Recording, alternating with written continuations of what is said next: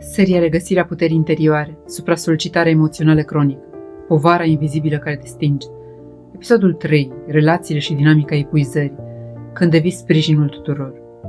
Supra-solicitarea emoțională nu apare doar din ceea ce trăiești tu, ci mai ales din ceea ce porți pentru alții.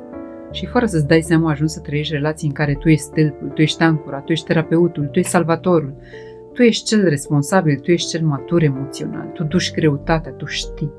Tu răspunzi, tu repari și într-o zi te trezești gol, nu pentru că ai iubit prea mult, ci pentru că ai primit prea puțin. Cum devii sprijinul tuturor fără să realizezi? Această dinamică nu apare pentru că ești slab, ci pentru că ești empatic, responsabil, intuitiv, capabil, stabil, matur emoțional, profund. Oamenii simt asta și se sprijină pe tine. La început puțin, apoi mai mult, apoi de tot. Și pentru că vrei să ajuți, continui, până când ajutorul devine identitate. De ce rămâi în relații în care duci mai mult decât primești?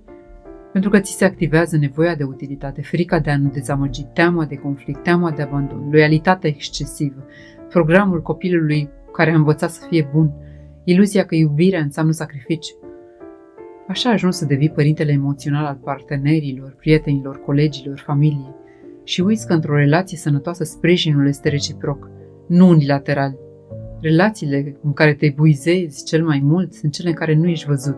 Semnele sunt clare, tu investești, ei consum, tu înțelegi, ei cer, tu continui, ei oscilează, tu comunici, ei se închid, tu repari, ei repetă, tu își ceri scuze, ei se justifică, tu îți asumi, ei se apără, tu lupți, ei te lasă să lupți singur.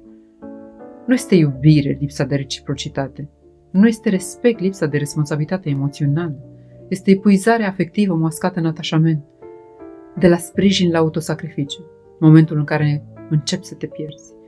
Ai ajuns să spui da când voiai să spui nu, să rămâi când voiai să pleci, să explici când voiai să taci, să ierți când nu se schimba nimic, să justifici comportamente nepotrivite, să micșorezi așteptările, să-ți abandonezi nevoile, să ignori semnalele, să duci povara conflictelor altora, să porți în tine emoțiile tuturor.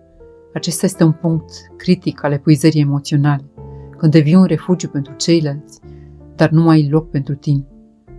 Relațiile care te epuizează seamănă paradoxal cu iubirea, dar sunt exact opusul ei. Par să fie pasionale, profunde, vindecătoare, intense, destinate, karmice, rare, dar în realitate sunt consumatoare, dezechilibrate, nesigure, instabile, drenante, traumatice, epuizante. Și nu te vindecă, te fragmentează. Adevărul, nu toți cei care se sprijină pe tine te și susțin. Unii oameni nu știu să ofere, unii oameni nu pot, unii oameni nu vor, iar tu continui să dai din loialitate, din speranță, din iubire, până când îți pierzi propria lumină.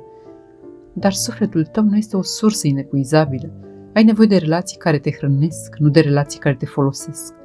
Semnul cel mai dureros: într-o relație dezechilibrată te epuizezi chiar și când iubești, pentru că iubirea ta nu e problema, dezechilibrul este și într-o zi oboseala se transformă în amorțeală, tăcere, renunțare, distanță, gol interior, nu pentru că nu mai iubești, ci pentru că nu mai poți duce.